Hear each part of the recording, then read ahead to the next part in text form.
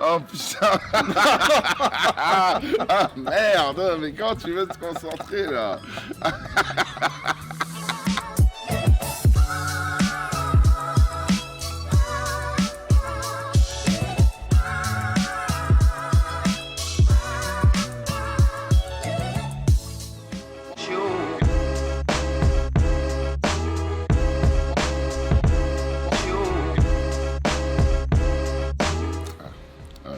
C'est à mon tour cette fois. C'est ça. Ok. Donc on s'appelle Tito Mulk, on est un binôme d'artistes, ça fait 11 ans qu'on bosse ensemble. On fait des toiles, des murs, on customise des objets, on essaye un peu péniblement de faire de la sculpture, enfin on fait plein de trucs. Elle a très très bien commencé. Elle a commencé chez Publicis. Ah ouais, c'est vrai. Ok. Elle a très très bien commencé. C'est naturel, ça va.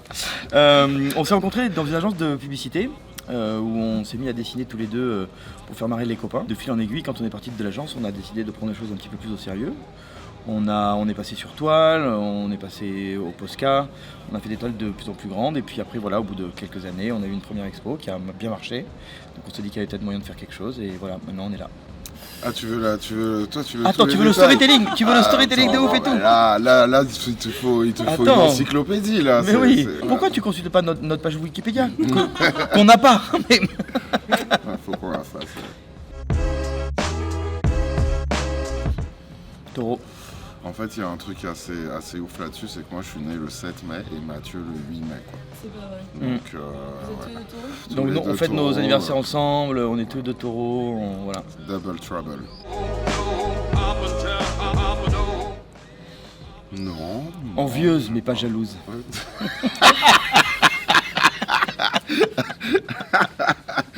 Non.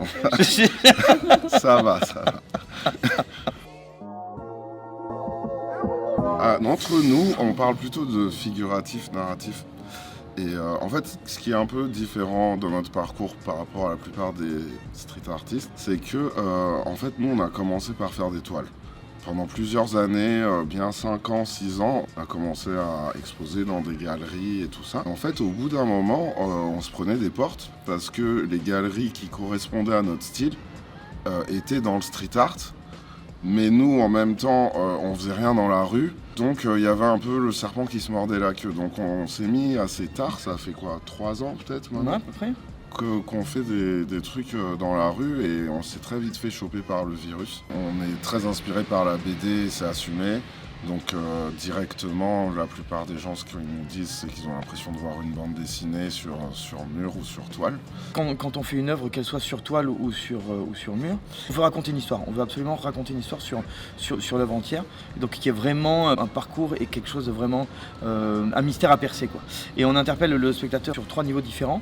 Il y a donc du dessin, il y a beaucoup de dessins évidemment, comme vous avez pu voir. Il y a de la typographie, parce qu'on veut écrire beaucoup de choses et tout. On veut aussi interpeller le spectateur par la lecture. Et on met également beaucoup de références à la pop culture pour créer de la connivence avec le spectateur. En sachant que le noir et le blanc ne sont en théorie pas des couleurs, moi je dirais le rouge, quoi. Ouais, après c'est à peu près ça aussi. Rose, moi plutôt. Orange. Orange, rose, rouge, tout ça. Rose bonbon, ouais. Rose layette. Voilà.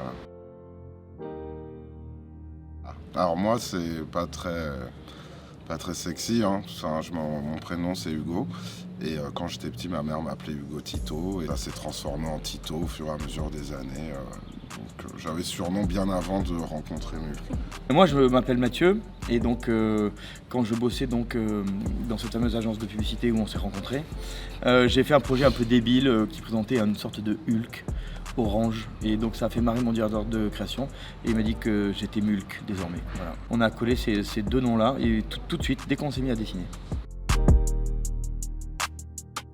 Le Graal, c'est le mur le plus grand en fait. Dès qu'on commence à dessiner sur une feuille de format A4, on a envie de passer format A3, on a envie de faire des toiles de plus en plus grandes. Et puis quand on découvre le street art et qu'on est dans la rue, on veut faire des murs de plus en plus grands parce que c'est très exaltant. Mais c'est pas incompatible avec les toiles, ce sont 2 choses différentes. Et nous on s'est rendu compte pas mal de fois qu'on avait besoin d'alterner entre les façades, la rue, le mur et du travail en atelier vachement plus précis, vachement plus méticuleux, de manière à varier un peu les prises de parole graphiques.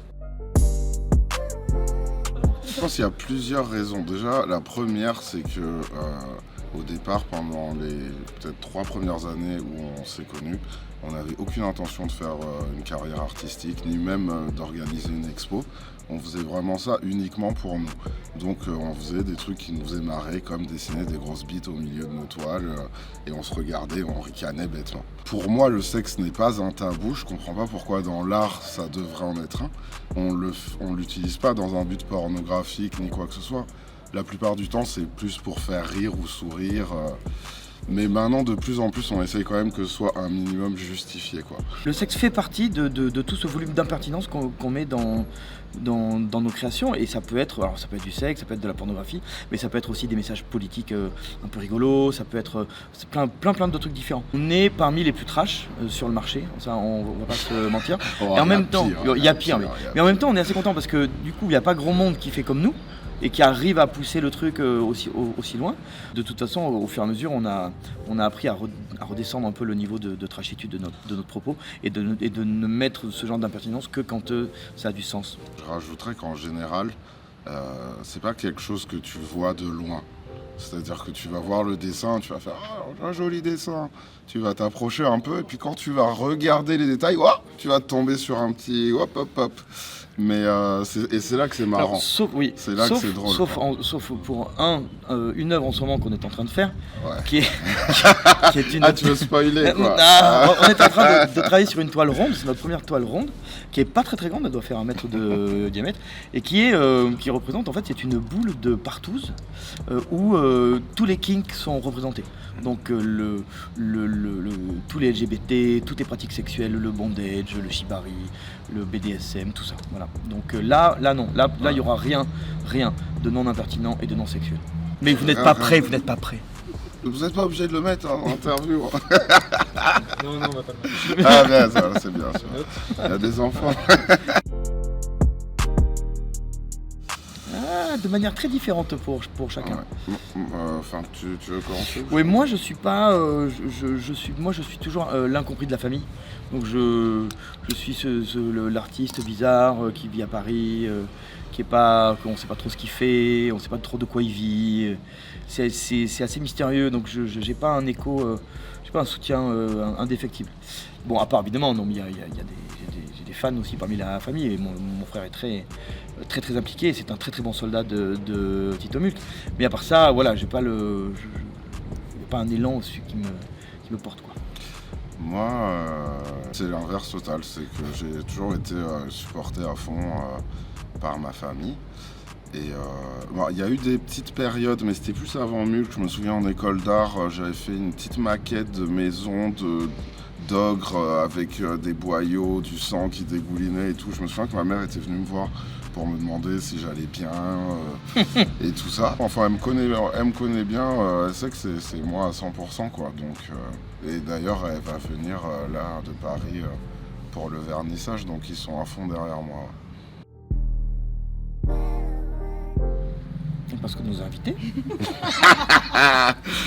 Non, c'est pas que pour ça. Il se trouve qu'on a un ami, j'ai un très bon ami à moi qui a ses locaux dans les bureaux de l'Expo de Ouf, et c'est grâce à lui qu'on a entendu parler de ce festival. Et en plus de ça, comme Mathieu le disait plus tôt, nous on cherche toujours des grandes surfaces, quoi. Plus c'est grand, plus on kiffe. Et c'était notre seulement 2e façade. Oui, parce qu'on a fait le mur à Bessèges aussi, voilà. Et que le Miaou nous a parlé de ouais. l'Expo de Ouf, qui vous connaissez bien.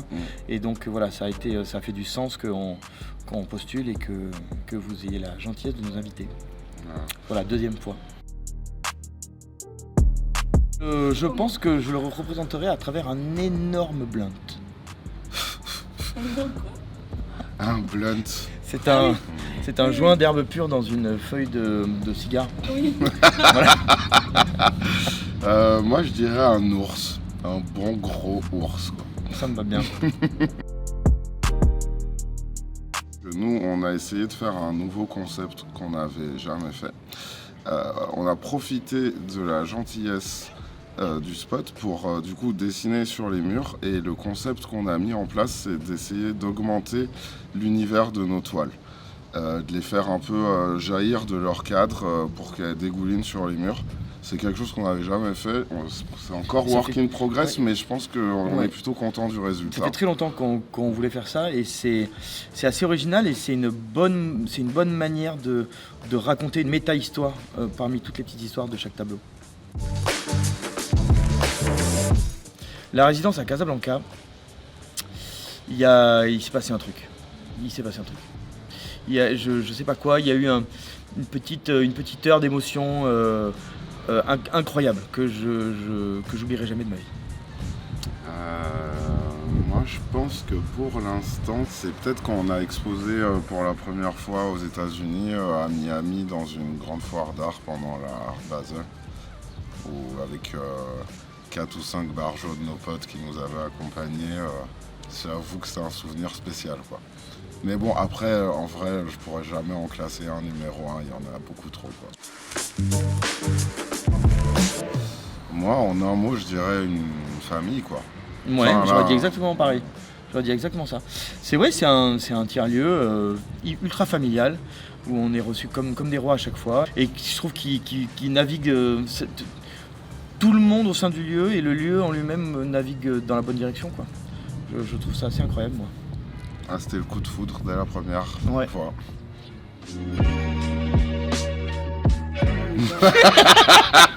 Non, non, non, non. Non, mais bien sûr que non, bien sûr que non. Bah, merci au spot, merci à l'expo de ouf. Et puis on va être amené à se revoir, je crois.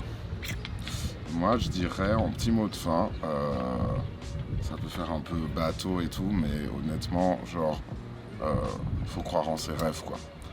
Nous, enfin, on faisait des logos et des sites web pour des grosses marques, on faisait ça pour se marrer. Aujourd'hui, on vit notre art, on voyage, on vit notre best life. Et c'est tout ça Ouais, parce ça a pas qu'on de n'a prix. pas lâché le morceau, quoi. Et je pense que n'importe qui peut le faire. Donc voilà, même si c'est un peu dégueulasse, je suis Non, mais d'accord. c'est- C'est non, mais quand je même suis entièrement d'accord avec important toi. de le dire, Non, mais c'est quand même important c'est de le dégoulinant, dire. mais je suis d'accord avec toi. Voilà. Voilà, la vie est belle.